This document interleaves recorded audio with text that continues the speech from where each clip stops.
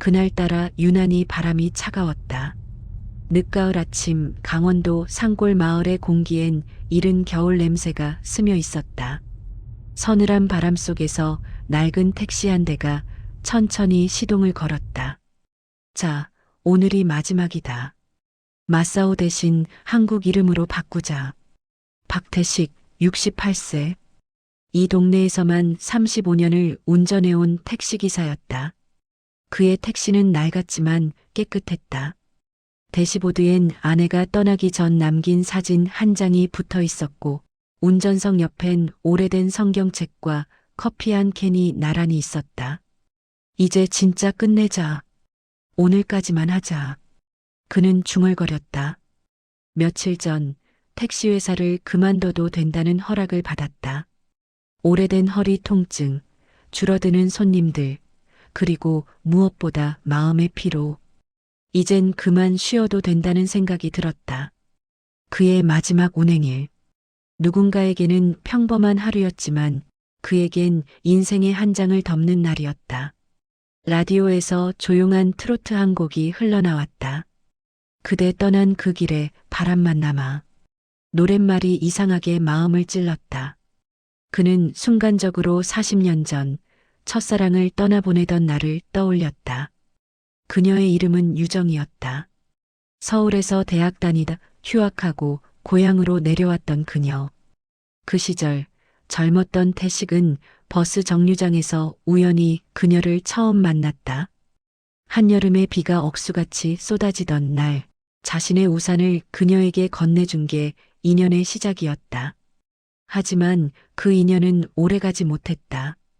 그녀는 서울로 돌아가고 태식은 아버지의 빚을 갚느라 이 산골에 묶여 있었다. 그렇게 세월은 흘렀고 서로의 이름조차 잊은 줄 알았던 시간 속에서 그는 여전히 그날을 기억했다. 택시요. 갑자기 들려온 외침에 태식은 고개를 들었다. 작은 역 앞 커다란 여행 가방을 든 젊은 여자가 손을 흔들고 있었다. 검정 코트 차림, 단정한 인상, 어딘가 낯익은 눈매. 그는 창문을 내리며 물었다. 어디로 가요? 예, 용두리 쪽으로요. 산 아래 마을요. 용두리. 그 이름이 태식의 가슴을 쿵 울리게 했다. 그곳은 바로 유정이 살던 마을이었다. 그래요, 타요. 그는 평소보다 조용히 대답하며 문을 열었다. 여자는 차에 오르자 창밖을 바라보았다. 도시 냄새가 아직 옷에 배어 있는 듯했다. 태식은 백미러로 그녀를 흘끔 보았다. 이 동네 사람은 아닌가 보네. 네, 서울에서 왔어요. 어머니 고향이라서요. 순간 태식의 손이 미세하게 떨렸다. 어머니 고향? 네. 어머니가 돌아가시기 전에 꼭 한번 와보고 싶다고 하셔서 대신 왔어요. 그는 아무 말도 할 수 없었다. 라디오에서는 마침 또다시 옛 노래가 흘러나왔다. 그대 이름은 바람에 남아. 심장이 묘하게 두근거렸다. 설마 아닐 거야. 그는 자신에게 그렇게 말했다. 도로는 점점 좁아지고 산길로 접어들었다. 초겨울의 나뭇잎들이 흩날리고 차창 밖으로는 낯익은 풍경이 스쳐갔다. 그 길은 40년 전 유정을 데려다 주던 바로 그 길이었다. 그는 잠시 말을 멈추고 핸들을 꼭 쥐었다. 이 길 참 오랜만이네요. 여자의 말에 태식은 깜짝 놀라 물었다. 이 길을 알아요? 사진에서만 봤어요. 어머니가 자주 얘기하셨거든요. 여기 산 아래 아주 착한 택시 아저씨가 계셨다고. 태식의 숨이 멎는 듯했다. 그는 무심코 창밖을 바라봤다. 바람에 흔들리는 낙엽 사이로 잊고 있던 유정의 웃음소리가 귓가를 스쳤다. 마을 어귀에 도착하자 여자가 입을 열었다. 저기, 저 집이요. 저기서 새를 들었대요. 태식은 고개를 돌려봤다. 그 집은 예전 유정이 살던 집이었다. 마당 한쪽엔 낡은 감나무가 여전히 서 있었다. 그는 차를 세우며 조용히 물었다. 혹시 어머니 성함이? 여자는 미소를 지으며 대답했다. 유정이에요. 최유정. 아저씨도 아세요? 그 순간 태식의 손에서 핸들이 미끄러졌다. 심장이 멈춘 듯 했다. 유유정이라고요? 네. 돌아가신 지 벌써 3년 됐어요. 라디오에서 흘러나오던 노래가 멈췄다. 그의 눈동자에는 젊은 날의 유정이 겹쳐 보였다. 그녀의 눈매, 말투, 웃음소리. 그리고 지금 눈앞에 이 여자가 그 모든 걸 닮아 있었다. 여자는 고개를 숙였다. 어머니가 항상 말씀하셨어요. 그때 그 택시 아저씨가 참 따뜻했다고. 비 오는 날 버스도 끊긴 시골길에서 집까지 데려다 줬다고. 태식은 아무 말도 하지 못했다. 목이 메었다. 그는 그날 이후 한 번도 사랑을 말한 적이 없었다. 결혼도 행복도 모두 놓쳐버린 채로 여기까지 왔다. 차 안엔 잠시 침묵이 흘렀다. 그때 여자가 조용히 말했다. 아저씨, 오늘이 마지막 운행이라면서요? 응? 그걸 어떻게 해? 택시에 붙어 있잖아요. 마지막 운행 감사 할인 스티커요. 태식은 민망하게 웃었다.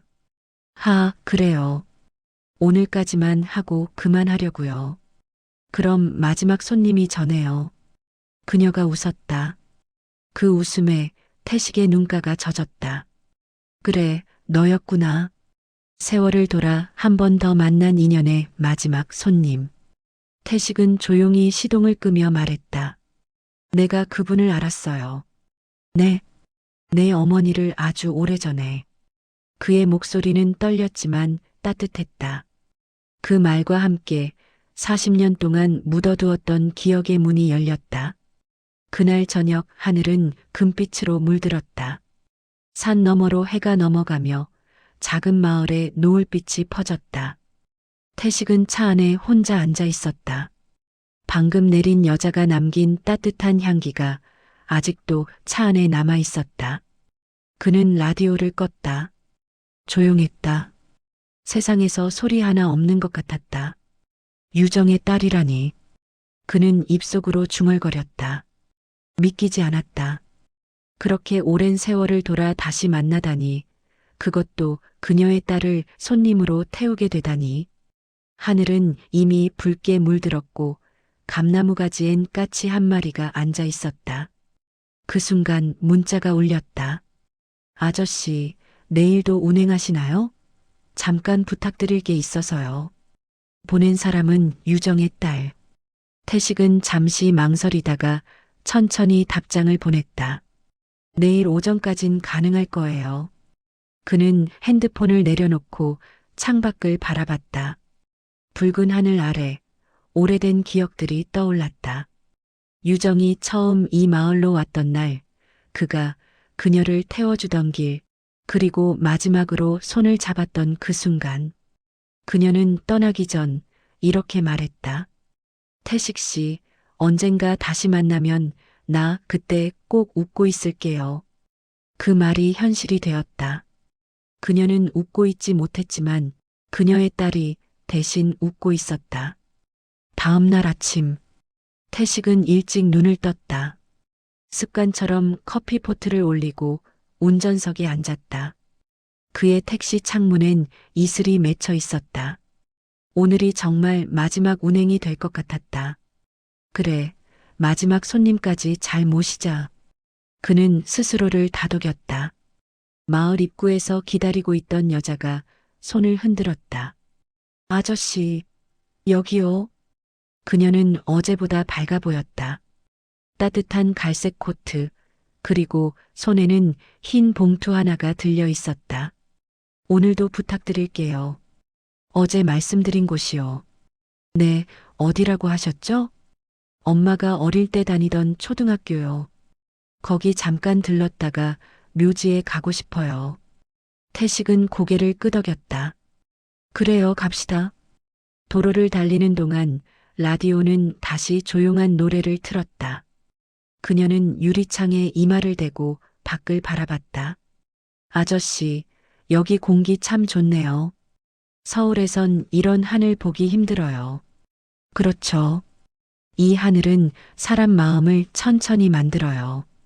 그래서 그런가 다들 여유롭게 늙어요. 그녀가 웃었다. 아저씨는 오래 사신 거죠? 응, 모함마을에서 반평생 살았으니까. 서울 나가본 게 장례식장 뿐일걸요. 그녀는 잠시 말을 멈췄다가 조용히 물었다. 혹시 어머니 기억하세요? 태식은 깜짝 놀랐다. 응? 어제 말씀하셨잖아요. 우리 엄마 아신다고. 태식은 잠시 침묵했다. 그녀의 눈빛은 진심이었다. 숨길 수 없었다. 그는 조심스럽게 입을 열었다. 그래요. 내 어머니 유정 씨는 참 따뜻한 사람이었어요. 비 오는 날 내 택시를 세워놓고 내 커피를 다 마시던 사람이었죠. 그녀가 미소를 지었다. 엄마가 그 얘기 자주 했어요. 비 오는 날 커피 한 잔 같이 마신 아저씨 참 착했어라고요. 태식의 눈가에 눈물이 맺혔다. 그는 천천히 핸들을 돌리며 중얼거렸다. 그때 난 그 말 한마디에 한평생을 살았는데 말이야. 학교 앞에 도착했다. 낡은 운동장이 텅 비어 있었다. 쇠로 된 정문은 녹이 슬었고 교실 창문엔 먼지가 가득했다. 그녀는 천천히 문을 밀고 들어갔다. 태식은 차에서 내려 뒤를 따랐다. 운동장 한가운데 그녀가 멈춰섰다. 엄마가 여기서 사진을 찍었대요. 그때 옆에 있던 남자가 바로 그녀가 말을 멈췄다. 바로 누구요? 엄마가 끝까지 이름을 안 가르쳐 줬어요. 그냥 그 사람은 좋은 사람이었어라고만. 태식의 목이 메었다. 그는 말없이 하늘을 올려다봤다. 그 하늘은 40년 전과 똑같이 푸르렀다. 그녀가 학교 앞 벤치에 앉았다. 아저씨, 저 이거 전해드리고 싶어요. 그녀는 봉투를 내밀었다. 안에는 편지 한 장이 들어 있었다. 어머니가 돌아가시기 전에 쓴 건데요. 주소가 없어서 보낼 수가 없었대요. 그냥 박태식 씨에게라고만 적혀 있었어요. 태식은 손이 떨렸다. 그는 조심스레 봉투를 열었다. 노란색 편지지 위에 오래된 필체로 글씨가 쓰여 있었다. 태식 씨, 그날 고마웠어요. 비가 오던 날 당신 덕분에 난 살았어요. 그때 말하지 못한 말이 있어요. 사실 나 그날 이후로 당신을 기다렸어요. 하지만 세상은 우리를 쉽게 다시 만나게 하지 않더군요.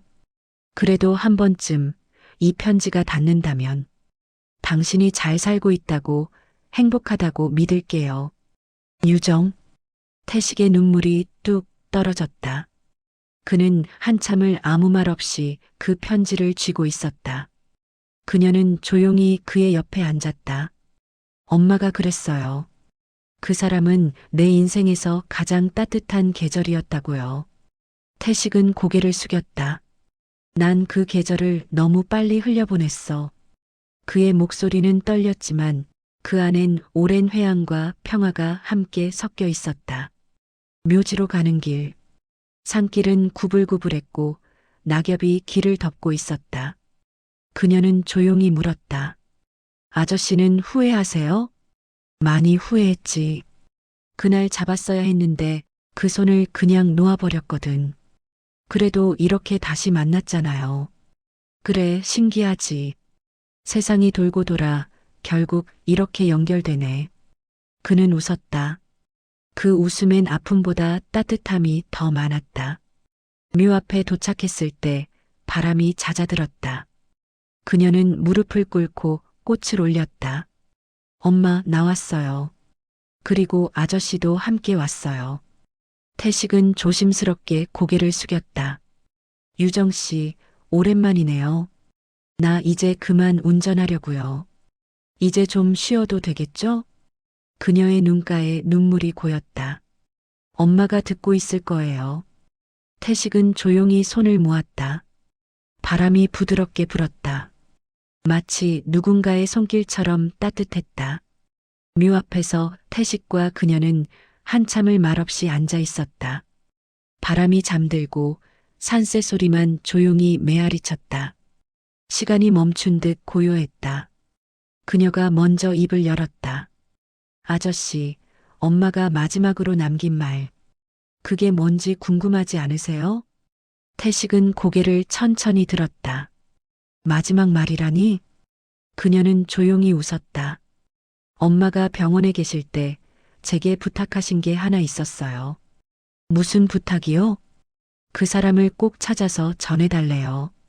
당신 탓 아니었다고, 난 원망하지 않았다고. 그 말을 꼭 전하라고요. 태식의 숨이 멎었다. 내 탓이 아니었다고. 그는 그 말을 되뇌며 멍하니 하늘을 올려다봤다. 그날의 장면이 떠올랐다. 비가 쏟아지던 그날, 그녀를 태워다 주던 길에 사고가 났었다. 앞에 있던 트럭이 미끄러졌고 태식은 급히 브레이크를 밟았다. 그녀는 놀라 손을 뻗었다. 괜찮아요, 태식 씨? 그는 괜찮아요라고 답했지만 그날 이후 그는 스스로를 용서하지 못했다. 그녀가 서울로 떠난 것도 자신이 제대로 잡지 못한 것도 다 그날 때문이라 생각했다. 그녀의 딸이 조용히 말했다. 엄마가 그러셨어요. 그날 사고가 나고 나서 그 아저씨가 자기 대신 다쳤다고. 그래서 미안해서 떠났다고요. 태식의 눈에서 눈물이 흘러내렸다. 그래서였구나. 난 평생 그날을 저주했는데 그녀는 그날을 미안해했구나. 그녀는 조용히 고개를 끄덕였다. 엄마는 늘 그랬어요. 사랑은 때로 용기보다 배려가 앞선다고요. 태식은 떨리는 목소리로 말했다. 유정 씨는 끝까지 나보다 나은 사람이었네요. 그녀가 핸드백에서 무언가를 꺼냈다. 작은 상자였다. 엄마 유품이에요. 돌아가시기 전에 이걸 꼭 전해달라고 하셨어요.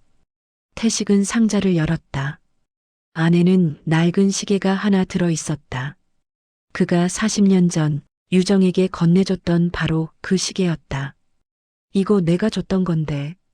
그의 목소리가 떨렸다. 시계 뒷면엔 작은 글씨로 새겨진 문구가 있었다. 다시 만나면 함께 걷자. 태식은 시계를 품에 안았다. 그녀는 이걸 버리지 않았네요. 네. 엄마는 그 시계를 침대 머리맡에 두고 주무셨어요. 아침마다 시간을 보며 미소 지었대요. 태식은 잠시 말을 잇지 못했다. 바람이 불었다. 낙엽이 묘비 주변을 맴돌며 춤을 췄다. 아저씨, 그녀가 조용히 말했다. 저 사실 한 가지 더 숨긴 게 있어요. 태식이 놀라 눈을 들었다. 숨긴 게요? 그녀는 잠시 숨을 고르더니 말했다. 엄마가 아저씨한테 전해달라던 건 그 말뿐이 아니었어요. 그럼 또 뭐가 있었죠? 그녀는 핸드폰을 꺼내 음성 파일을 열었다. 이거 엄마가 돌아가시기 전에 녹음하신 거예요. 듣고 싶으세요? 태식은 천천히 고개를 끄덕였다. 그녀는 재생 버튼을 눌렀다. 녹음된 목소리. 태식 씨, 잘 지내시나요? 그날 비 오는 날 당신이 내 손을 잡아줬을 때 내 인생에서 처음으로 따뜻함이란 걸 알았어요. 그 후로 오랜 세월이 흘렀지만 그 기억만은 한 번도 흐려지지 않았어요. 이 세상에 다시 태어난다면 그때 당신의 손을 놓지 않을 거예요. 그래서 혹시라도 다시 만나면 그때는 제 딸에게 잘해주세요. 그 아이는 나와 많이 닮았거든요. 태식의 눈물이 흐르기 시작했다. 유정 씨, 그는 떨리는 손으로 입을 가렸다. 그녀는 마지막까지 날 걱정했네. 그녀는 녹음을 끄고 말했다. 엄마는 아저씨가 외로울까봐 제게 부탁하셨어요. 그 사람에게 가서 인사드려라. 그가 나 대신 웃을 수 있도록. 산자락 너머로 노을이 내리고 있었다. 붉게 물든 하늘 아래 두 사람의 그림자가 길게 늘어졌다. 태식은 조용히 입을 열었다. 내 어머니는 내 인생의 봄이었어요. 그런데 너는 내 인생의 마지막 가을이구나. 그녀는 눈가를 닦으며 미소 지었다. 봄도 가을도 다 아름답잖아요. 엄마가 그랬어요. 사람의 인연은 계절처럼 다시 온다고. 태식은 고개를 끄덕였다. 그래. 우리가 이렇게 만난 것도 그녀가 보낸 마지막 선물이겠지. 그녀는 가방에서 작은 노트를 꺼냈다. 이건 엄마가 쓰던 일기장이에요. 거기엔 매년 같은 날짜에 이렇게 써 있더라고요. 그녀가 읽었다. 오늘도 그 사람을 기억한다. 그가 어디서든 웃고 있기를. 태식은 고개를 숙였다. 그녀는 내 대신 웃어줬구나. 그의 목소리는 나지막했지만 그 안엔 지난 세월의 모든 감정이 담겨 있었다. 잠시 후 그녀가 택시 쪽으로 걸어가며 말했다. 아저씨, 이제 내려가요. 엄마도 아저씨도 이제 조금은 편히 쉬셔야죠. 태식은 천천히 시동을 걸었다. 엔진 소리가 낮게 울렸다. 그 소리는 이상하게도 따뜻했다. 내리막길을 따라 차가 천천히 움직였다. 창밖으로 붉은 노을이 따라왔다. 그녀는 뒷좌석에서 조용히 물었다. 아저씨, 혹시 그 시계 아직 작동하나요? 태식은 미소 지었다. 응, 지금도 잘 가네. 세월이 흘러도 멈추질 않더라. 그녀는 고개를 끄덕였다. 그럼 엄마의 마음도 아직 그 안에 있겠네요. 그래, 시간이 흘러도 마음은 멈추지 않지. 마을 어귀에 도착했을 때 태식은 차를 멈추고 조용히 말했다. 고마워요. 이 나이에 이렇게 따뜻한 시간을 다시 가질 줄 몰랐어요. 그녀가 웃었다. 저야말로요. 엄마의 이야기를 들으면서 진짜 엄마를 만난 것 같아요. 두 사람은 한동안 아무 말 없이 서로를 바라봤다. 말 대신 미소로 인사를 나눴다. 밤이 깊어졌다. 마을은 적막했고 가로등 불빛 아래 낙엽이 천천히 떨어지고 있었다. 태식은 차 안에 홀로 앉아 있었다. 그의 손엔 오래된 시계와 유정의 편지가 함께 놓여 있었다. 엔진을 끄고 창문을 살짝 내리니 차가운 공기가 얼굴을 스쳤다. 그는 혼잣말처럼 중얼거렸다. 이제 정말 마지막 운행이네. 라디오를 켜니 조용한 피아노 선율이 흘러나왔다. 그 음악은 묘하게도 40년 전 유정을 태워주던 그날의 라디오 음악과 같았다. 그는 미소를 지었다. 유정 씨, 듣고 있죠? 이 노래, 그때도 좋아했잖아요. 눈을 감았다. 기억의 조각들이 하나씩 떠올랐다. 첫 만남, 그녀의 웃음, 그리고 마지막 인사. 모든 게 선명했다. 그의 마음속엔 후회보다 고마움이 남았다. 그래도 한 번은 다시 만났네요. 비록 그대가 아니라 그대의 딸이었지만. 다음 날 아침, 햇살이 유난히 따뜻했다. 새소리가 들리고 들녘 깬 얇은 안개가 깔려 있었다. 태식은 여느 때처럼 택시에 올랐다. 조수석엔 종이봉투가 하나 놓여 있었다. 그녀가 전날 두고 간 봉투였다. 아저씨께. 그는 봉투를 열었다. 안엔 짧은 편지 한 장이 있었다. 아저씨, 어제 감사했어요. 엄마의 이야기를 아저씨 입으로 들을 수 있어서 저에겐 큰 위로가 됐어요. 엄마가 말했죠. 그 사람은 마지막까지 따뜻한 사람이었으면 좋겠다. 아저씨, 그 말 엄마가 하신 그대로 전할게요. 이제는 자신을 용서하고 행복하세요. 태식은 편지를 읽으며 조용히 눈을 감았다. 가슴이 따뜻하게 차올랐다. 그는 백미러를 바라봤다. 거기엔 이제 자신의 얼굴이 아니라 그녀와 유정의 미소가 겹쳐 있었다. 그날 오전 그녀가 다시 나타났다. 아저씨, 오늘은 제가 태워드릴게요. 뭐라고요? 오늘은 제가 운전해드릴 차례잖아요. 엄마가 그랬어요. 그분에게도 한 번쯤 누군가 운전해주는 날이 오면 좋겠다고. 태식은 잠시 망설였지만 결국 미소를 지으며 조수석에 앉았다. 그래, 그럼 마지막 운행은 내가 손님이네. 그녀는 시동을 걸었다. 부드러운 엔진 소리, 창밖으로 지나가는 풍경이 평화로웠다. 아저씨, 어디 가고 싶으세요? 그냥 아무데나. 길이 가는 대로, 마음이 닿는 대로. 그녀는 고개를 끄덕였다. 그럼 엄마가 좋아하던 곳으로 가요. 차는 산길을 따라 천천히 올라갔다. 초겨울의 햇살이 유리창 너머로 쏟아졌다. 바람이 차 안으로 들어오며 두 사람의 얼굴을 스쳤다. 태식은 조용히 말했다. 이 길 예전에도 이렇게 아름다웠나? 엄마는 늘 이 길을 그리워했대요. 언제나 이 풍경 속에서 마음이 쉬었다고. 그래서였구나. 그녀가 나를 만났던 이유도 아마 이 길 때문이었겠지. 그녀가 미소를 지었다. 아저씨도 이제 쉬세요. 그의 눈가가 젖었다. 그래, 이제는 그래도 될 것 같네. 산 중턱에 다다르자 차는 조용히 멈췄다. 멀리 바다가 보였다. 햇빛이 반사되어 눈이 부셨다. 태식은 차에서 내려 천천히 바다를 바라봤다. 저기, 저 바다 건너면 그녀가 살던 곳이 있을까? 그녀는 대답했다. 그럴지도 몰라요. 엄마가 하늘에서 매일 이 바다를 본다 했거든요. 태식은 고개를 끄덕였다. 그럼 이 바다는 우리 둘을 이어주는 길이겠네. 바람이 불었다. 그의 머리칼이 흩날렸고 손안의 시계가 햇빛에 반짝였다. 그는 조용히 시계를 벗어 그녀에게 건넸다. 이건 이제 내가 가져요. 안 돼요. 이건 아저씨한테 중요한 거잖아요. 이제 아니야. 이 시계는 더 이상 나를 위해 있는 게 아니야. 시간은 다시 돌 수 없지만 마음은 다음 세대로 이어져야지. 그녀는 눈물을 닦으며 시계를 받았다. 엄마도 기뻐하실 거예요. 그는 택시로 돌아와 운전석에 앉았다. 창문 밖으로 따뜻한 햇살이 비쳤다. 손을 대보니 따뜻했다.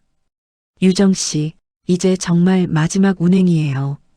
그는 미소를 지었다. 그녀가 조용히 물었다. 아저씨, 어디까지 모실까요? 그는 천천히 대답했다. 그냥 여기까지만. 그녀는 그의 눈빛을 바라봤다. 그 안엔 평온이 있었다. 태식은 라디오를 켰다. 마침 오래된 트로트 한 곡이 흘러나왔다. 그대 떠난 그 길에 바람만 남아. 그는 조용히 따라 불렀다. 그녀는 창밖을 바라봤다. 햇살이 차 안을 가득 채웠다. 잠시 후 엔진 소리가 멈췄다. 그녀는 조용히 고개를 돌렸다. 아저씨? 태식은 편안히 눈을 감고 있었다. 미소를 지은 채로 손에는 유정의 편지가 쥐어져 있었다. 그녀는 울지 않았다. 그저 그의 손을 꼭 잡았다. 아저씨, 엄마가 기다리고 있을 거예요. 이제 편히 가세요. 바람이 부드럽게 불었다. 하늘 위로 구름이 천천히 흘렀다.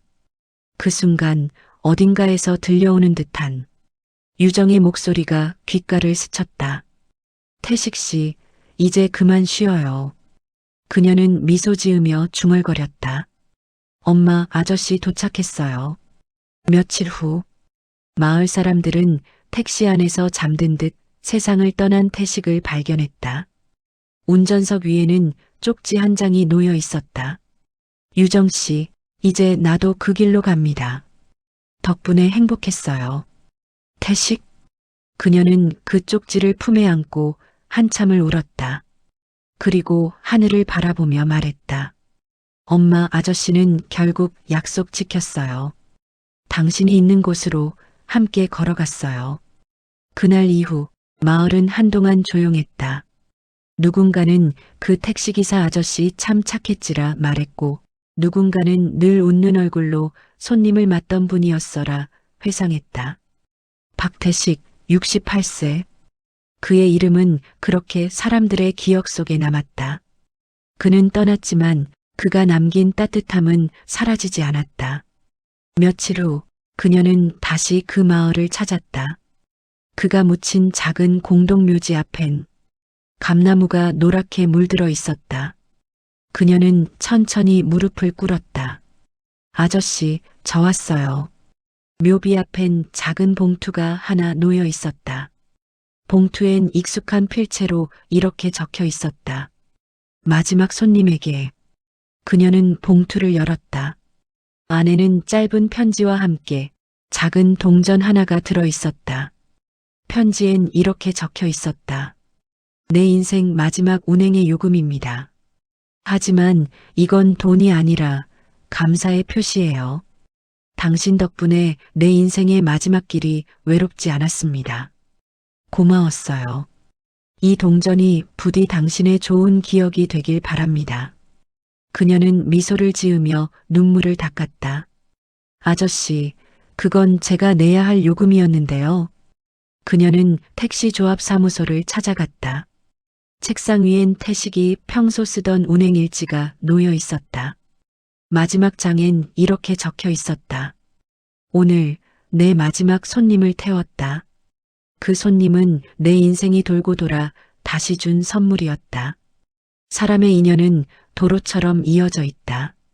어디서 끊어질 것 같아도 어디선가 다시 만나게 된다. 그녀는 그 페이지를 천천히 덮었다. 그리고 속삭였다. 아저씨, 저도 이제 제 길을 걸을게요. 몇 달 후 서울의 한 방송국에서 다큐멘터리 한 편이 방영됐다. 제목은 마지막 손님. 한 시골 택시기사의 이야기가 세상에 알려졌다. 그의 성실함, 그리고 마지막 날 만난 한 젊은 여인과의 인연. 화면 속엔 노을진 산길과 낡은 택시 한 대가 천천히 달리는 영상이 나왔다.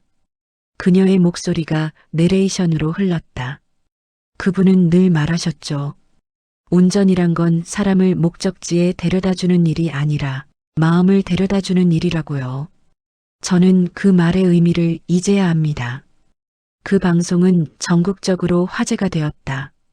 수많은 사람들이 사연을 듣고 눈물을 흘렸다. 그리고 누군가는 말했다. 그런 사람, 요즘 세상엔 드물지. 방송이 끝난 뒤 그녀는 제작진과 함께 택시가 있던 마을로 다시 내려갔다. 그가 살던 집 마당엔 감나무가 예전보다 더 무성하게 자라 있었다. 그녀는 그 아래에 작은 의자를 놓고 앉았다. 가방에서 낡은 시계를 꺼냈다. 그 시계는 아직도 정확히 돌아가고 있었다. 아저씨, 이 시계는 아직 멈추지 않았어요. 그래서 저도 멈추지 않을게요. 그녀는 시계를 두 손으로 꼭 쥐었다. 그리고 하늘을 바라보았다. 햇빛이 감나무 잎사귀 사이로 부드럽게 스며들었다. 시간은 흘러 몇 년이 지났다. 그녀는 이제 마을 초등학교에서 아이들을 가르치고 있었다. 그곳은 유정이 다녔던 학교, 그리고 태식이 그녀를 처음 내려줬던 그 운동장이었다. 아이들이 물었다. 선생님, 왜 학교 앞에 택시가 세워져 있어요? 그녀는 웃으며 대답했다. 그건 아주 특별한 택시야. 누군가의 마지막 여정을 지켜준 차거든. 아이들이 눈을 반짝였다. 그럼 그 아저씨는 어디 갔어요? 그녀는 하늘을 바라보며 대답했다. 멀리 아주 따뜻한 곳으로 가셨어. 지금도 아마 어딘가에서 사람들을 웃게 하고 계실 거야. 겨울이 오고 눈이 내리던 어느 날, 그녀는 다시 묘지로 향했다. 묘비 위엔 눈이 포근하게 쌓여 있었다. 그녀는 조용히 말했다. 아저씨, 첫눈 왔어요. 엄마가 그러셨죠. 첫눈 오는 날엔 꼭 보고 싶은 사람을 떠올리라고. 그녀는 손을 모았다. 저는 지금도 그 택시 안의 따뜻함을 잊지 않아요. 그건 제 인생의 등불이에요. 눈이 점점 내렸다. 그녀는 잠시 하늘을 바라보았다. 하늘 어딘가에서 유정과 태식이 함께 웃고 있는 듯했다. 그녀는 미소를 지었다. 두 분 다 이제 편히 쉬세요. 이젠 제가 이어갈게요. 그 따뜻함을. 몇 해 뒤 그녀는 한 권의 책을 냈다. 제목은 마지막 운행. 표지엔 낡은 택시 한 대와 그 위로 내리는 노을빛이 담겨 있었다. 책 마지막 장엔 이렇게 적혀 있었다. 그날 내가 만난 한 노인의 미소는 이 세상 어떤 풍경보다 따뜻했다. 그는 떠났지만 그의 마음은 지금도 달리고 있다. 사람의 인연은 끝이 아니라 다른 형태로 이어지는 길입니다. 때로는 편지로, 때로는 미소로, 혹은 오래된 시계의 바늘로. 당신의 인생에도 언젠가 잊지 못할 마지막 손님이 찾아올지 모릅니다. 이 이야기가 당신 마음에 닿았다면 지금 구독 버튼을 눌러주세요. 그리고 당신의 따뜻한 이야기 다음 주에 함께 이어가요.